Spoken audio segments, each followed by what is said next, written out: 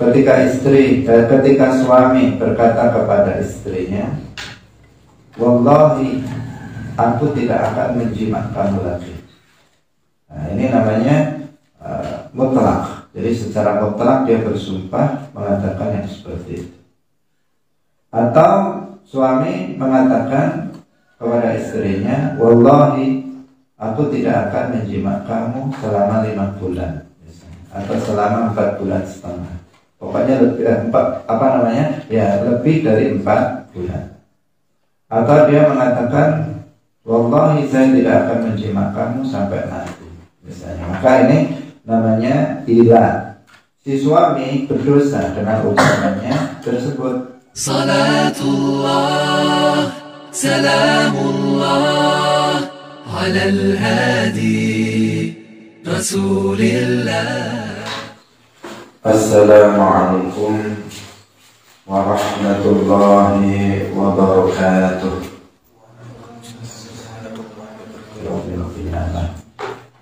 Hadirin hadirat rahimakumullah. Jangan lupa, saya tidak lupa untuk mengingatkan kepada kita semuanya untuk mengikhlaskan niat kita lillahi ta'ala. Karena hanya dengan niat yang ikhlas, maka apa yang kita lakukan berupa hadir dalam majelis ilmu ini insya Allah akan diterima oleh Allah Subhanahu wa ta'ala dan akan mendapatkan pahala yang sangat agung. Seperti yang sudah kita sering sampaikan, bahwasanya hadir dalam majelis ilmu agama yang itu lebih baik daripada mengerjakan sholat sunnah 1000 rakaat. Karena itulah maka sangat rugi apabila kita semuanya tidak mengikhlaskan niat kita lillahi ta'ala. Sekali lagi, mari kita mengikhlaskan niat lillahi ta'ala. Hadirin hadirat rahimakumullah. Pada pagi hari ini kita akan melanjutkan pembahasan tentang ila. Dan yang tersisa dari ila ini sebenarnya tidak banyak ya, tinggal sedikit. Nanti insya Allah akan kita lanjutkan dengan beberapa faedah berkaitan dengan masalah hubungan atau pergaulan suami istri. Hadirin hadirat rahimakumullah. Qala al-muallif rahimahullahu ta'ala, wa yu'ajjalu lahu lan tunda lahu kedua zauj in sa'alat lamun nyuwun sapa zaujah zalika ing mangkono penangguhan penundaan arba'ata ashhurin ing dalem 4 pira-pira bulan.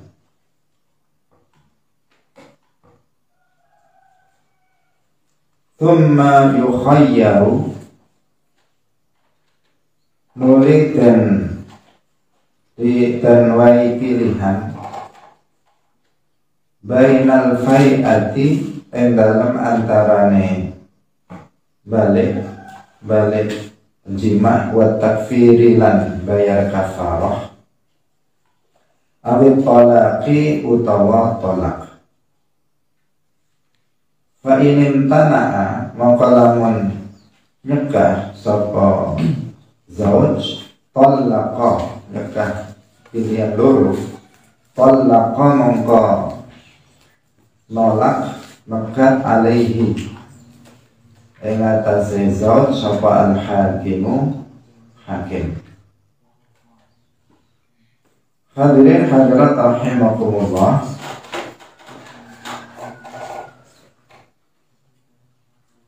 Kita sekarang membahas tentang kelanjutan daripada ilah, yaitu pasnya adalah tentang konsekuensi jika sudah terjadi ilah. Sedikit kita sampaikan tentang ilah kemarin. mungkin ada yang lupa bahwa ila artinya bersumpah, yaitu ketika suami bersumpah untuk tidak menjima istrinya secara mutlak atau lebih dari 4 bulan. Ketika suami berkata kepada istrinya, wallahi, aku tidak akan menjima kamu lagi. Nah, ini namanya mutlak. Jadi secara mutlak dia bersumpah mengatakan yang seperti itu. Atau suami mengatakan kepada istrinya, wallahi, aku tidak akan menjima kamu selama 5 bulan, atau selama 4 bulan setengah. Pokoknya lebih dari 4 bulan. Atau dia mengatakan, wallahi, saya tidak akan menjima kamu sampai mati, misalnya. Maka ini namanya ila. Si suami berdosa dengan ucapannya tersebut. Berdosa dengan ucapannya tersebut, dan suami, dan di sini ada ketentuan-ketentuan. Nah, di antaranya mu'allaf mengatakan wa yu'ajjalu lahu in sa'ala dzalika arba'ata ashhur. Artinya qadhi itu memberikan waktu atau memberikan penangguhan terhadap suami selama 4 bulan, dimulai dari masa ilah sampai habis masa 4 bulan. Jika dalam masa 4 bulan ini ternyata suami tidak tidak meralat ucapannya, artinya tidak melanggar tidak melanggar sumpahnya, artinya dia tidak menjima istrinya, maka di sini qadhi memberikan pilihan. Nah, jadi al-qadhi di sini memberikan pilihan. Artinya qadhi langsung mengatakan kamu pilihannya hanya 2, yaitu kamu menjima istrimu atau kamu menceraikan istrimu. Nah, pilihannya itu oleh al-qadhi diberikan pilihan 2, yaitu kamu menjima istrimu dengan konsekuensi berarti kamu melanggar sumpah. Kalau melanggar sumpah, maka kamu harus membayar kafarah yamin yang kemarin sudah kita sampaikan. Ada kalanya memberikan makan 10 orang miskin, atau memberikan pakaian 10 orang miskin, memerdekakan 1 budak, atau berpuasa 3 hari, tidak harus berturut-turut. Itu kafarahnya. Jadi kamu menjima istrinya, kamu menjima istrimu, dulunya ini nanti bahaya. Kamu menjima istrimu dengan membayar kafarah, karena berarti kalau dia menjima istrinya, kan berarti dia sudah melanggar sumpah. Kalau melanggar sumpah, dia harus membayar kafarah. Maka kamu menjima istrimu dengan membayar kafarah, atau kamu menceraikan istri. Itu pilihan yang diberikan qadhi kepada laki-laki ini. Jika kemudian dia memilih untuk untuk meralat atau untuk melanggar sumpahnya, dia memilih untuk melanggar sumpahnya, kemudian dia menjima istrinya, maka dia berarti di sini membayar kafarah, seperti yang sudah kita sebutkan tadi. Atau dia kalau nggak mau melanggar sumpahnya, maka dia kemudian harus menceraikan istrinya. Itu di masa setelah diberi waktu 4 bulan, karena memang di sini kan kalau secara mutlak kan tidak mesti 4 bulan. Kemarin kita katakan bahwa disebut ilah itu apabila suami bersumpah untuk menjima istrinya lebih dari 4 bulan. Lebih dari 4 bulan dengan dia menyebutkan waktu atau secara mutlak. Dia mengatakan, tadi kita contohkan, wallahi saya tidak akan menjimat kamu selamanya misalnya, atau saya tidak akan menjimat kamu sampai mati, atau setahun. Nah, ini melebihi dari 4 bulan. Maka di sini waktu yang diberikan berapa? 4 bulan, karena memang batasnya adalah 4 bulan. Kemarin kita sampaikan alasannya bahwa dalam waktu 4 bulan seorang perempuan tidak dijimat suaminya, pada umumnya dia masih sabar, pada kebiasaannya masih sabar. Tetapi jika lebih dari 4 bulan, maka kebiasaannya itu sudah nggak ada kesabaran. Sehingga di sini ketentuan batasan waktunya adalah 4 bulan. Lebih dari 4 bulan itulah yang disebut dengan hilang. Tapi kalau kurang dari 4 bulan, maka tidak disebut hilang.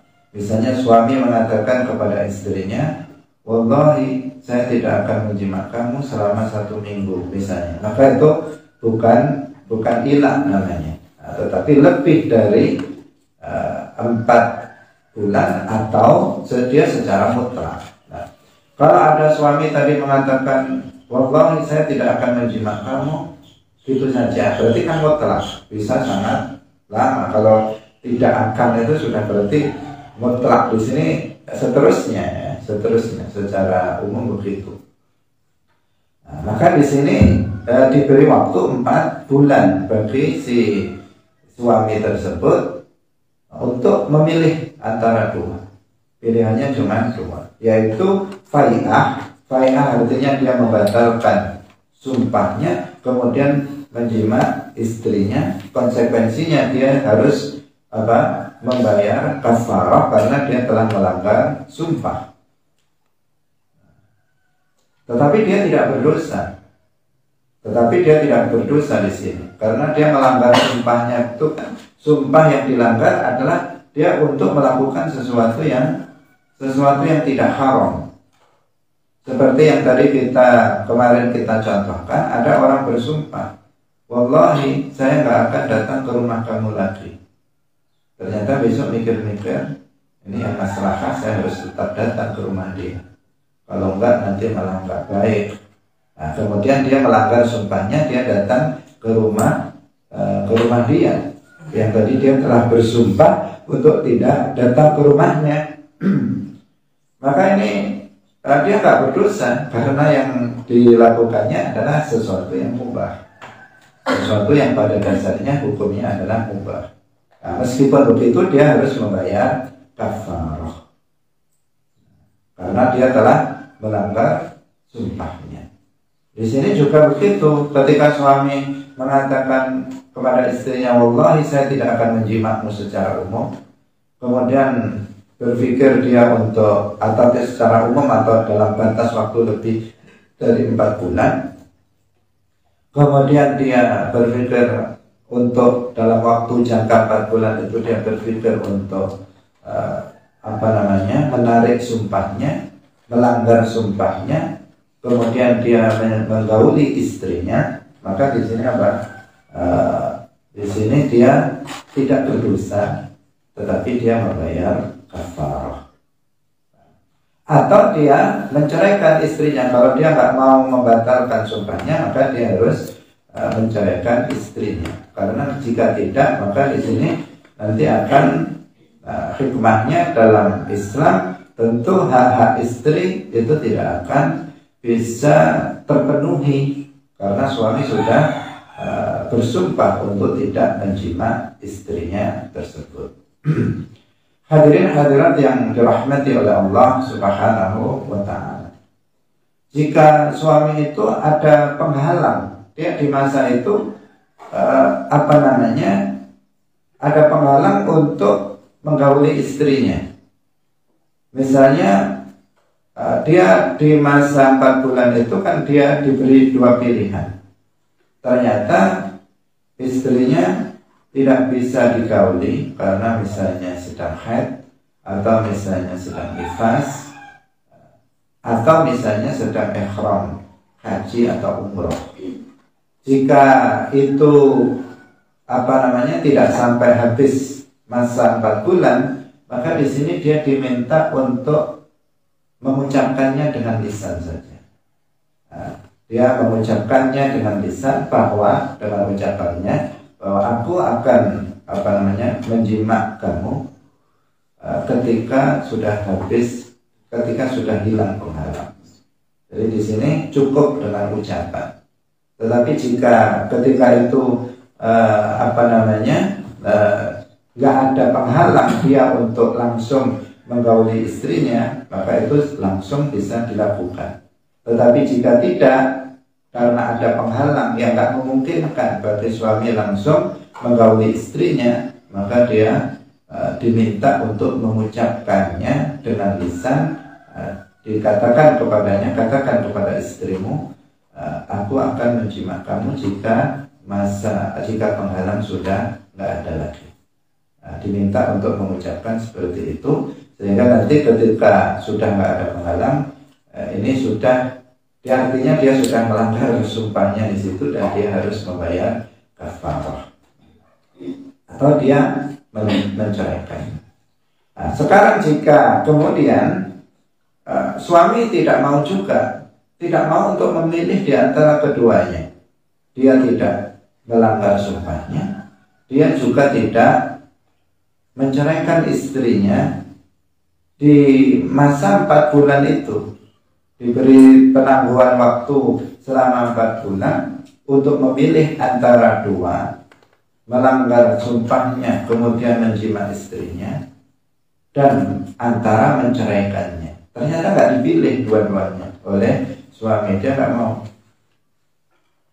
Mungkin saking marahnya kepada istrinya, sehingga dia ingin menggantung istrinya dalam kondisi yang serba sulit. Nah ini kan dia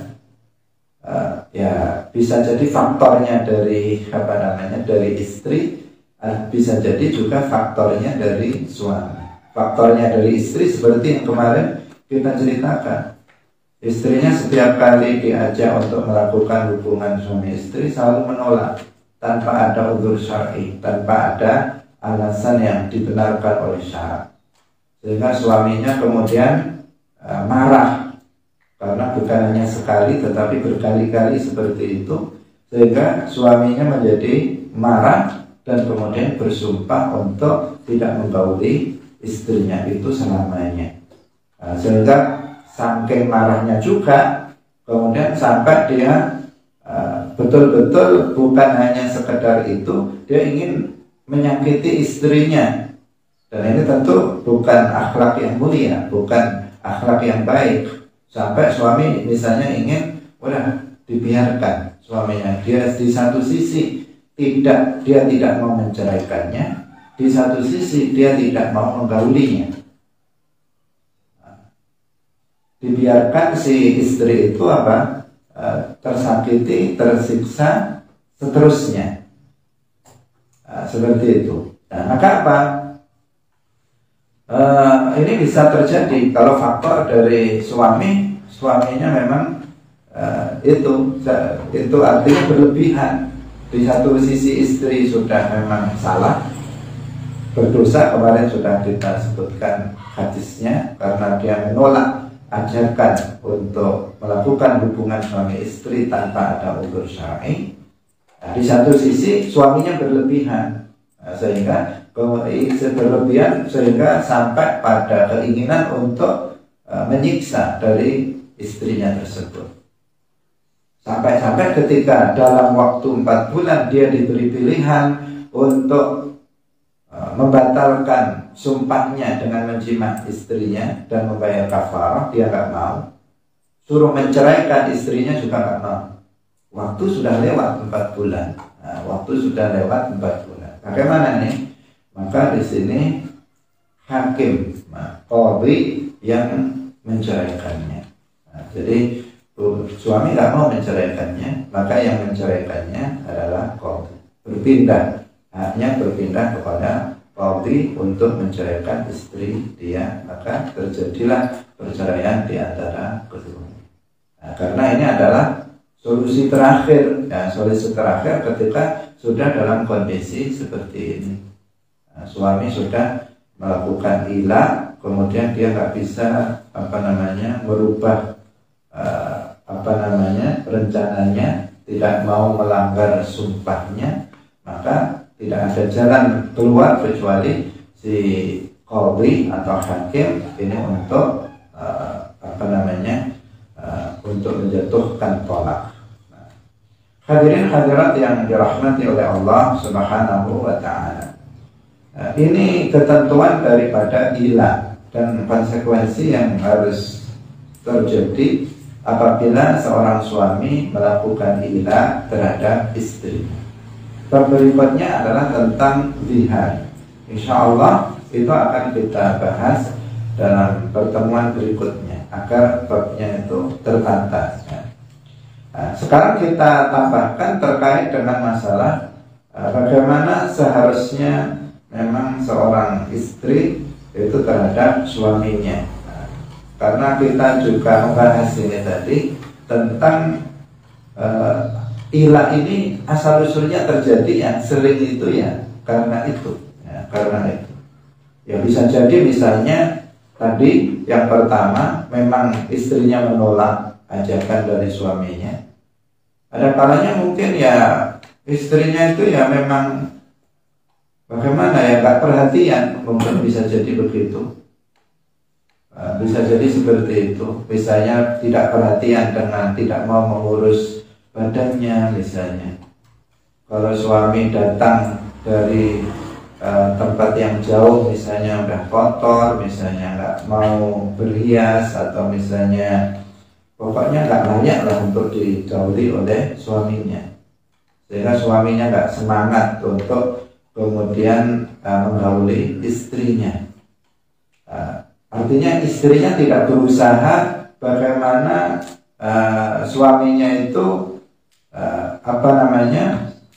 senang terhadapnya, ridho terhadap si istri itu, sehingga sampai muncul seperti itu. Karena suami melihat misalnya terkadang kemarin kan kita katakan kenapa nggak boleh istri itu menolak. Bisa jadi si suami itu ketika dia berada di luar, mungkin dia melihat ada perempuan lain yang mungkin timbul syahwat, sehingga dia segera untuk pulang untuk biar tidak jatuh kepada perkara yang haram. Mungkin latar belakangnya seperti itu, sehingga dia segera pulang agar bisa mendapatkan memenuhi syahwatnya itu secara halal. Maka dia karena dia punya istri, dia bisa segera pulang. Tetapi ketika di rumah ternyata istrinya menolaknya mentah-mentah, atau misalnya tanpa ada uzur syar'i. Karena kalau jika ada uzur syar'i tentu itu bukan sesuatu yang maksiat bagi perempuan tersebut. Ini tanpa ada uzur syar'i. Atau misalnya pulang udah beda, misalnya antara yang dilihatnya di luar tadi dengan yang di rumah ini beda. Ternyata istrinya udah acak-acakan, udah nggak jelas, sudah baunya misalnya nggak sedap, baunya busuk dan sebagainya, udah nggak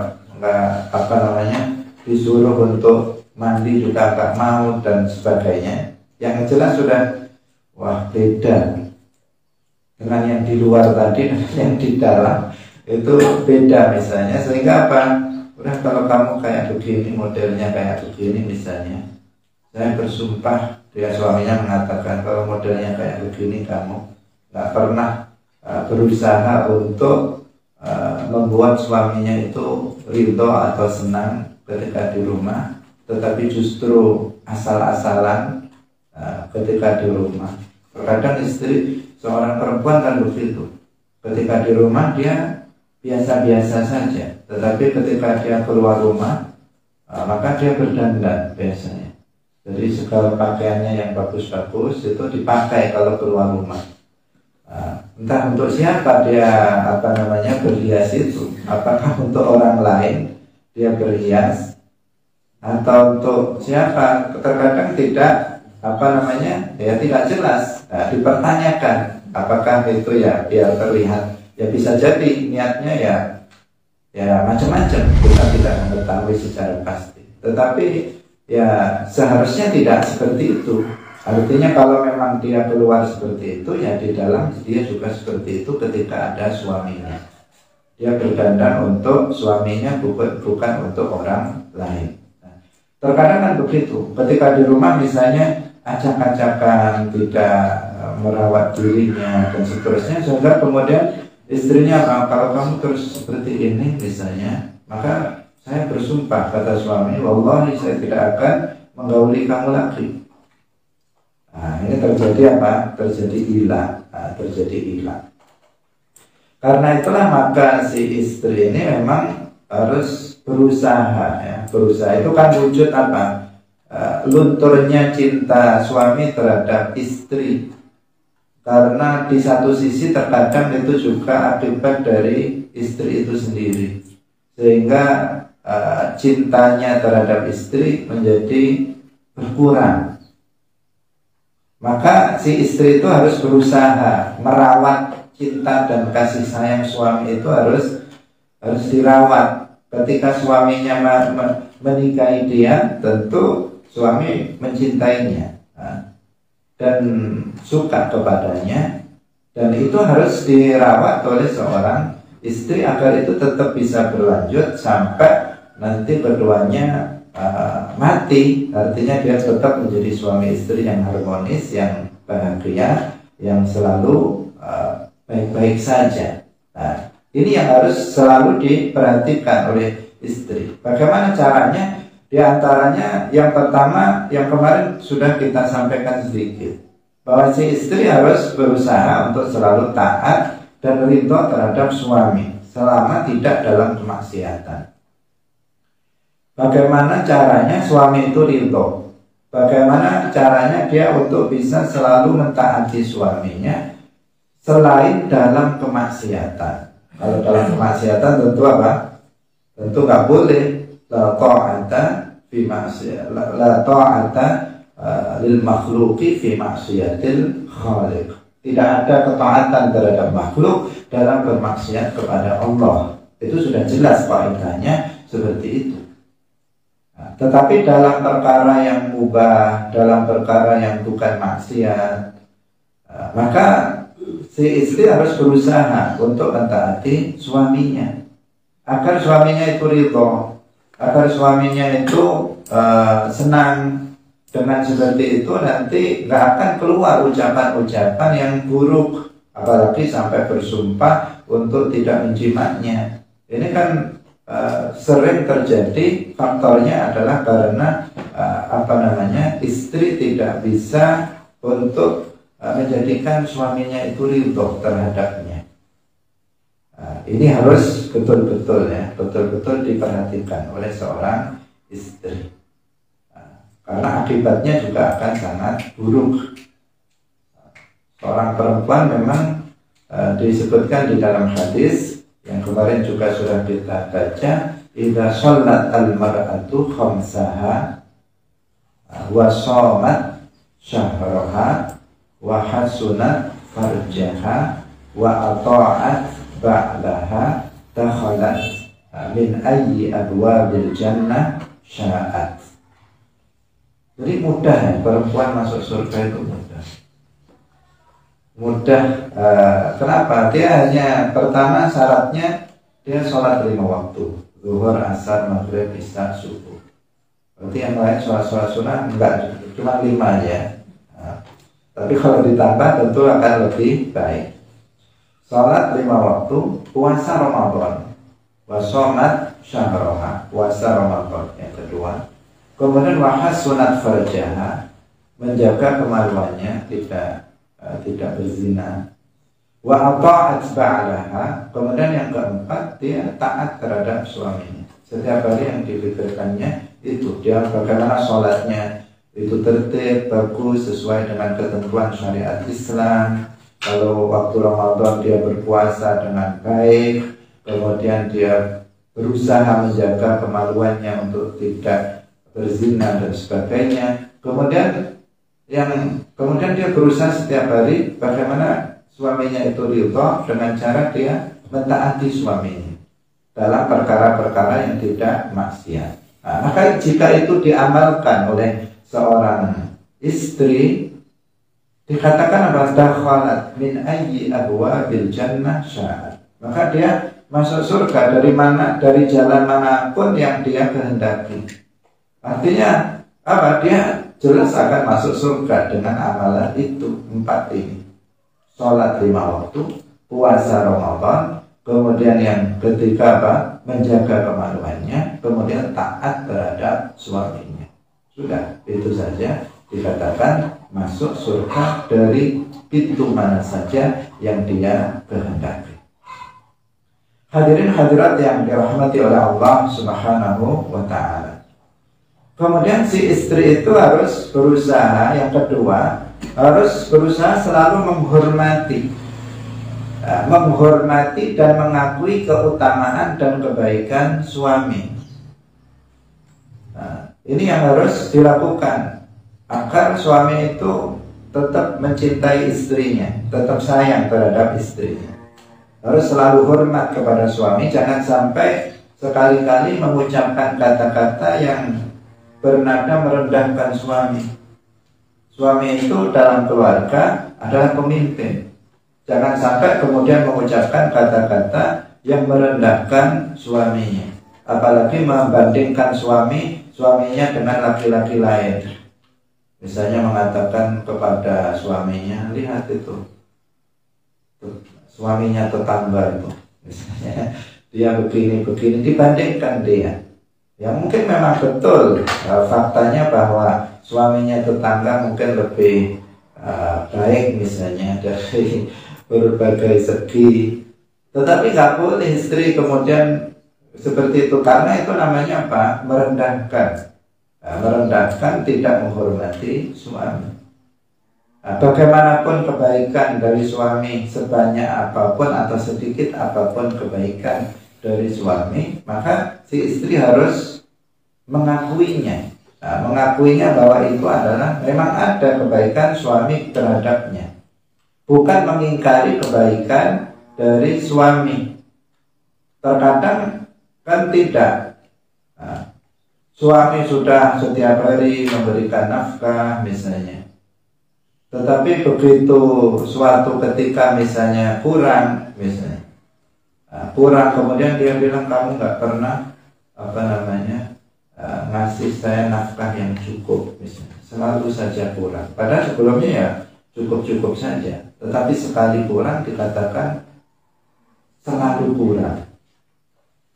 Ketika misalnya si suami selalu selalu baik kepadanya, selalu bahagia juga hidupnya, tertawa juga sering, berdua dan seterusnya. Tetapi suatu ketika misalnya ada sesuatu yang tidak baik, kemudian ada percekcokan misalnya, kemudian si istri mengatakan, kamu nggak pernah membahagiakan saya misalnya, dan seterusnya. Itu namanya apa? Menghilangkan keutamaan kebaikan yang telah suami berikan kepadanya. Jadi dikatakan dalam istilah apa? Susu sebelanga itu rusak dengan satu titik tinta, ya gitu ya. Jadi karena ini susu putih kemudian dimasuki tinta, habis semuanya. Itu tidak seharusnya, ya, tidak seharusnya seorang istri seperti itu. Dia harus berusaha untuk menghormati suaminya, jangan merendahkannya, jangan menghinanya.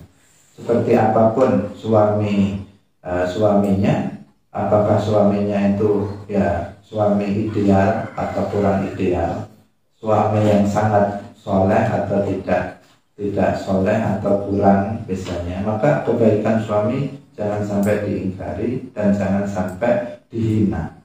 Karena suami itu kalau dihina pasti marah. dan marahnya bisa berbahaya.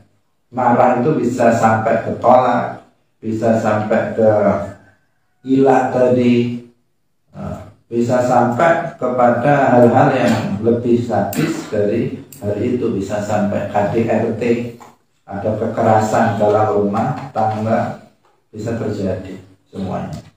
Nah, karena itu ini harus diperhatikan. Sampai-sampai dalam hadis Rasulullah Shallallahu Alaihi Wasallam, beliau itu bersabda, "Lau kuntu amira ahadin ayasjuda li ahadin, la amartul mar'ata an tasjuda li zawjiha." Kalaulah aku itu boleh memerintahkan seseorang untuk sujud kepada orang lain, tapi karena nggak boleh sujud manusia sujud kepada manusia lain dengan tujuan apapun, itu nggak boleh, haram. Dengan tujuan ibadah maka menjadi musyrik orang yang melakukannya. Jika dengan tujuan untuk hormat maka hukumnya haram dalam syariat Nabi Muhammad. Kalau dalam syariat sebelum Nabi Muhammad itu sujud kepada manusia dengan tujuan hormat diperbolehkan, seperti sujudnya para malaikat kepada Nabi Adam alaihissalam. Tapi kalau dalam syariat Nabi Muhammad, maka itu sujud kepada manusia lain dengan alasan hormat itu juga diharamkan. Nah, beliau mengatakan, apabila aku ini boleh memerintahkan seseorang untuk sujud kepada orang lain, manusia sujud kepada manusia lain, maka tentu aku akan perintahkan seorang perempuan itu sujud kepada suaminya. Ini kan sudah apa? Sudah puncak ya, sudah puncak bahwa seorang istri intinya dia harus menghormati suaminya. Ini harus diperhatikan. Terkadang banyak ya istri-istri yang tak menghormati suaminya, membandingkan suaminya dengan laki-laki yang lain. Kalau si istri seperti itu, berarti juga dia juga sudah tengok-tengok, dia sudah tolak-tolak dengan orang lain, dan ini yang kemudian membahayakan kondisi keluarga dia. Dia harus tetap menghormati seperti apapun suaminya, karena dia sudah dinikahi oleh laki-laki itu, maka dia harus menghormatinya. Hadirin hadirat rahimakumullah. Bahkan dalam hadis lain itu kan disebutkan bahwa kenapa ketika Rasulullah ditanya kenapa kaum perempuan itu menjadi penduduk neraka terbanyak, jawaban Nabi ketika itu adalah li'annakunna tungkirnal ashir.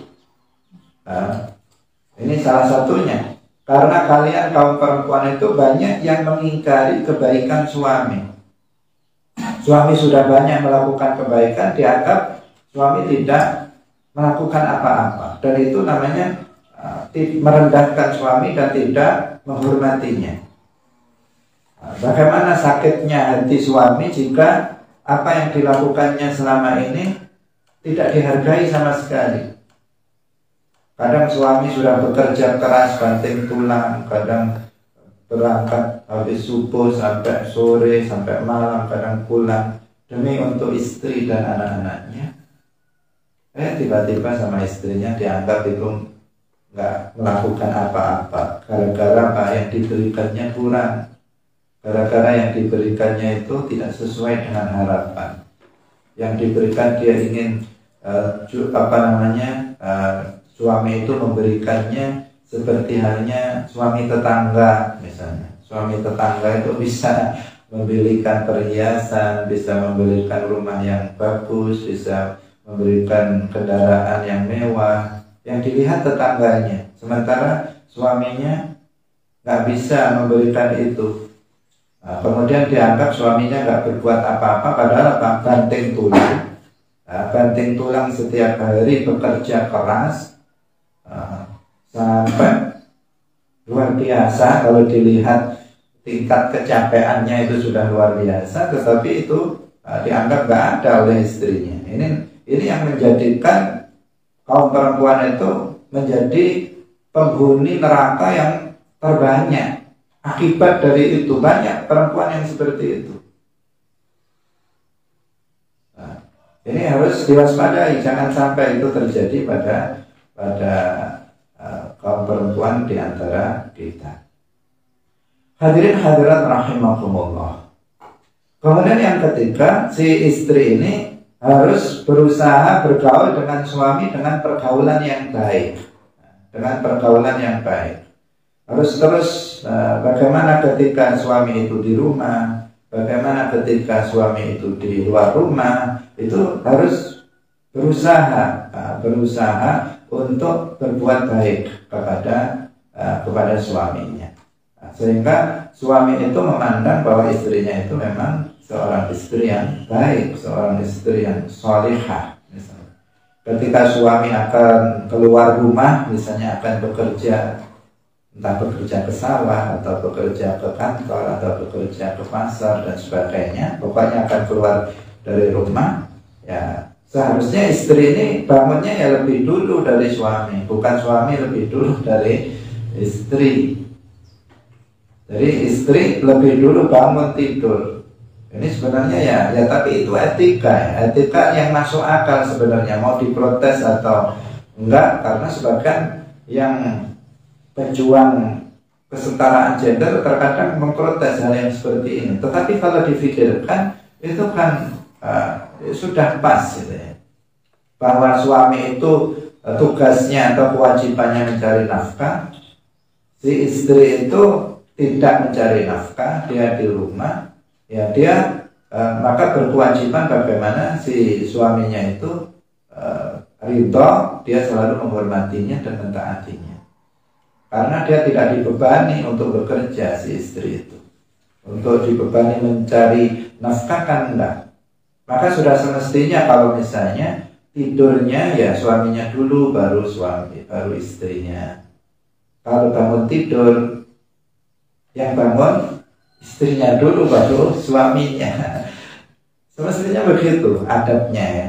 Jadi jangan sampai misalnya suaminya masih belum tidur, istrinya sudah tidur duluan misalnya. Ya kecuali kalau suaminya ya ridho, misalnya nggak apa-apa tidur duluan karena masih banyak pekerjaan yang harus dikerjakan di malam itu. Tapi kalau enggak ya seharusnya istri tidur setelah suaminya tidur. Karena bisa jadi suaminya menghendaki sesuatu terhadap istrinya. Jika istrinya sudah tidur, nanti kan jadi ya merana suaminya misalnya, jadi masalah. Ketika bangun tidur, ini etika yang perlu kita sampaikan agar tidak terjadi ini tadi seperti tolak, ilah, itu kan semuanya akibat hal-hal remeh yang sering diabaikan oleh suami maupun oleh istri. Kalau ketika pagi ya istri bangun duluan, mempersiapkan apa yang perlu dipersiapkan. Suaminya mau bekerja misalnya, apa yang diperlukan untuk kerja, alat-alat yang akan dibawa, kemudian pakaiannya dan sebagainya disiapkan terlebih dahulu agar suami nanti itu ketika menghendaki untuk bekerja itu tidak lagi bingung, tidak lagi susah, tetapi semuanya sudah dipersiapkan oleh istrinya untuk kemudian suami melakukan perjalanan dalam rangka kerja atau dalam rangka kegiatan-kegiatan yang lainnya. Itu.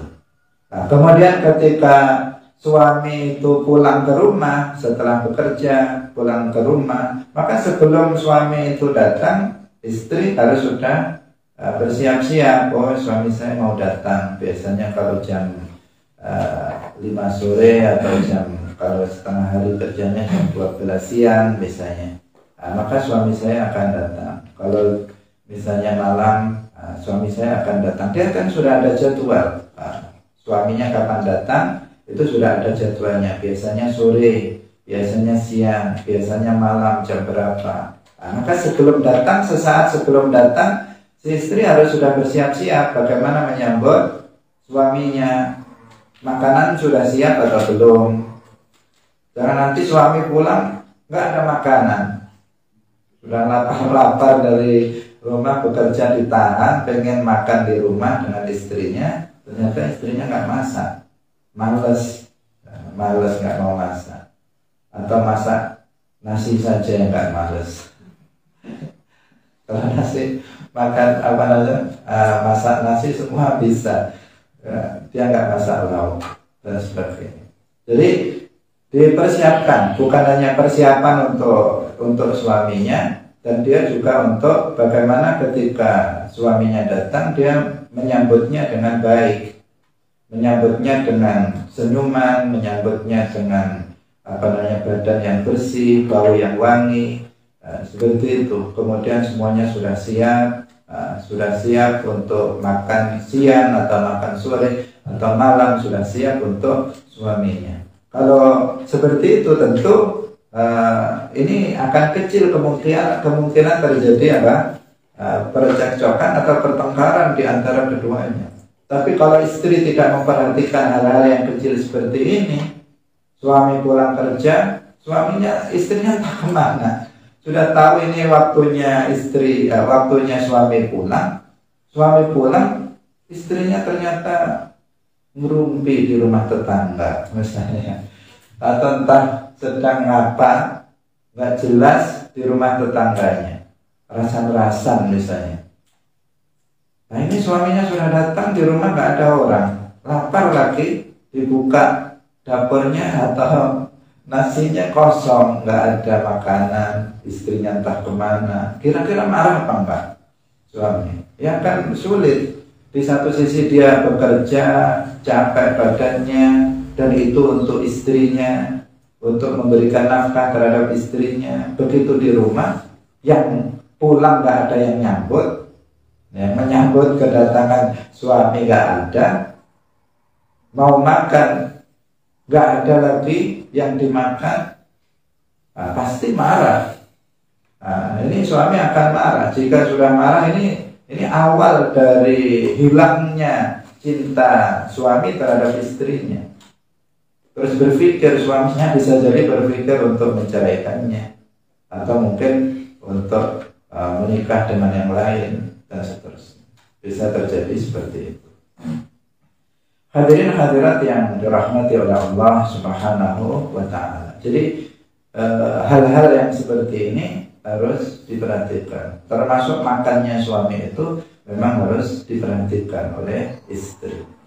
Karena kalau si istri itu pandai memasak misalnya, kemudian bisa tahu apa yang disukai oleh suaminya, kemudian dia selalu menghidangkan makanan-makanan yang disukai oleh suaminya, nah, itu akan menjadikan si suami itu ridho terhadapnya. Tapi kalau enggak, jadi perempuan juga harus belajar memasak juga ya. Kalau enggak nanti juga repot ya, Kalau si istri misalnya nggak bisa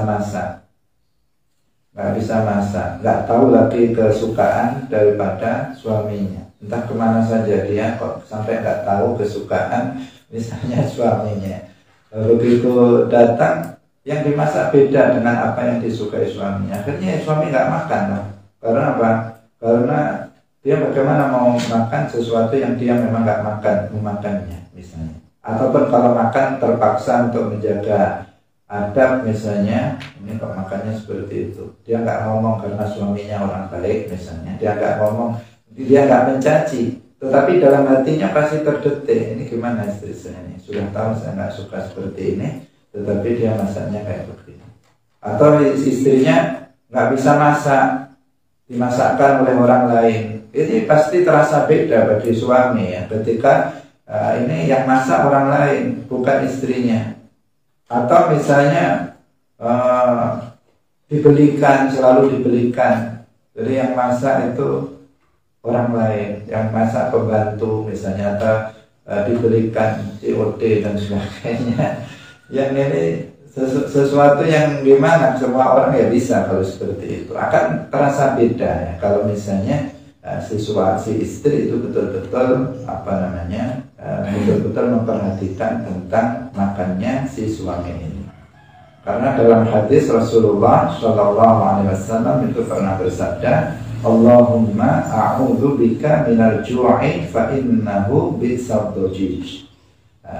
Jadi ini doa Nabi untuk untuk agar beliau terlindungi dari lapar, karena lapar ini sering mengakibatkan persengketaan juga. Kalau suami lapar, istri nggak siap dengan dengan makanan yang sudah disiapkan, karena hari-hari hanya